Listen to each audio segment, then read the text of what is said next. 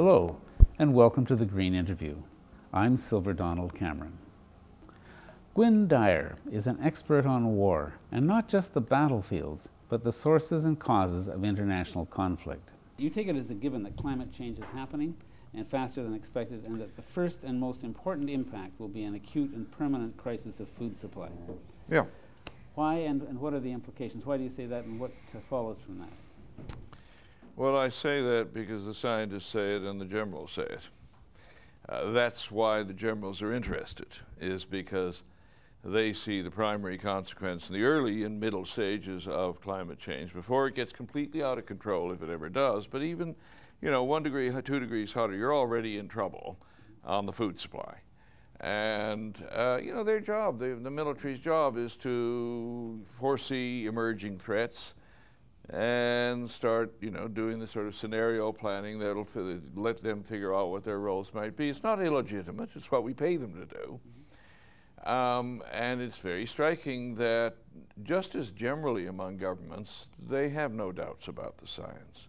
I mean, the whole questioning of the scientific basis is a public and a public relations function. A sort of media campaign, well-financed, which particularly in North America has been successful in undermining the credibility of the scientific evidence among the general public. But people in government are not vulnerable to that to the same extent at all. There's not a single government that refused to sign the declaration last July, was it, at the last big summit, G8 summit, saying, the goal is to prevent ever going past 2 degrees hotter than the 1990 datum. The Americans signed, the British, the Germans, the Russians, the Japanese, and the Chinese and Indians and Brazilians and the Australians. I think even Canada signed. So at that level, there's this is over. And it's actually been over for a long time.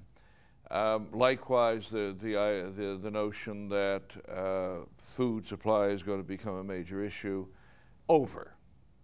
I mean, 3 years ago, the World Bank started letting a series of contracts to think tanks around the world.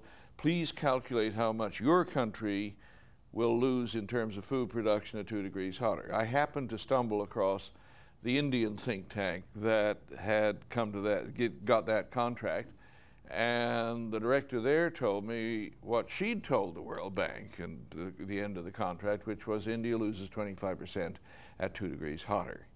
Now, very interestingly, those reports have not been published. The World Bank is sitting on them because the governments involved do not want that information out in public. But they don't doubt it. I mean, if you want to define success, my working definition would be that a century from now, the human population having peaked at around 9 billion in the mid-21st century will be on its way back down, probably passing through 4 or 5 on the way down, and we will have preserved most of the biosphere enough to have a self-regulating planet rather than one we have to regulate. And at no point in that 100 years will there have been a massive dieback where we lost more than 1 billion people. Now that would be success. It would indeed. It would indeed. But I'm glad you think we can get there. Thank you very much. You're welcome. The Green Interview is co-produced and directed by Chris Beckett with the generous cooperation of Mount St. Vincent University in Halifax, Nova Scotia.